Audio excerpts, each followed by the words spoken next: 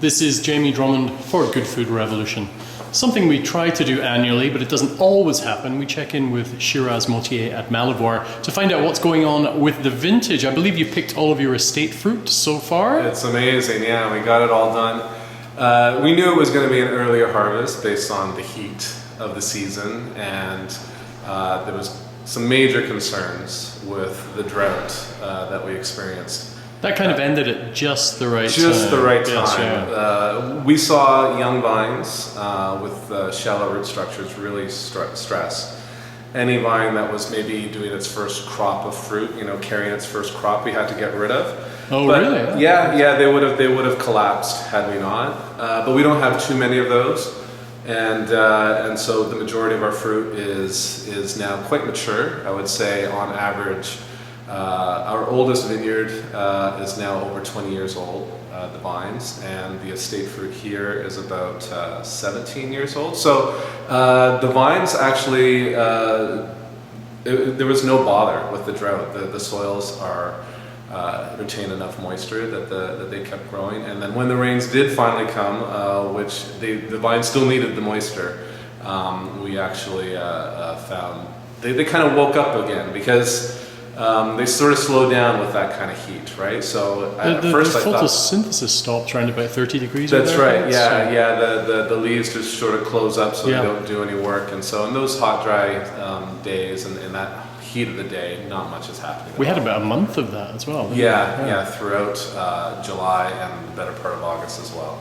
So now you have all the estate fruit in.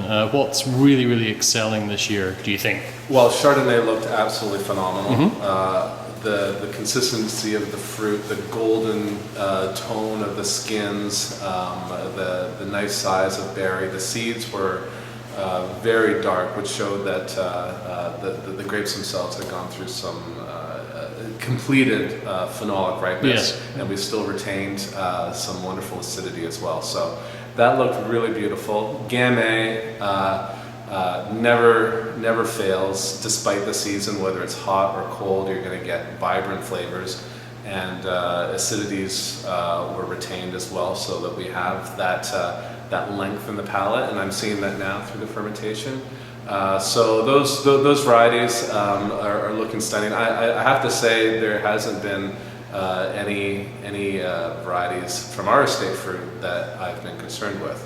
Now, Pinot is always a persnickety little fellow. Yeah. How did that perform with the heat? That's the only grape variety where I think when you get this sort of heat close to the picking date, you're going to see some issues because the skins are thin, and there's a chance that they're just going to break down, and there isn't a whole lot you can do other than pick it before that. And I lean towards that style of Pinot Noir anyway. I like to get it before it goes overripe, or I'm not trying to wait for a certain level of sugars to be reached.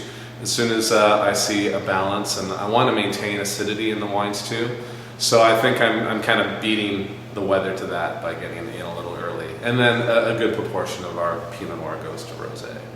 Fantastic. Shiraz, thank you for having us in your cellar today, and thank you for telling us all about the harvest. Hold on, something weird is happening here. No, it's just the focus has gone out completely. Shiraz, thank you very much for having us in your cellar today and telling us all about the harvest 2016. We look forward to tasting the fruits of your labours sometime very soon. Bye for now. Thank you, my pleasure.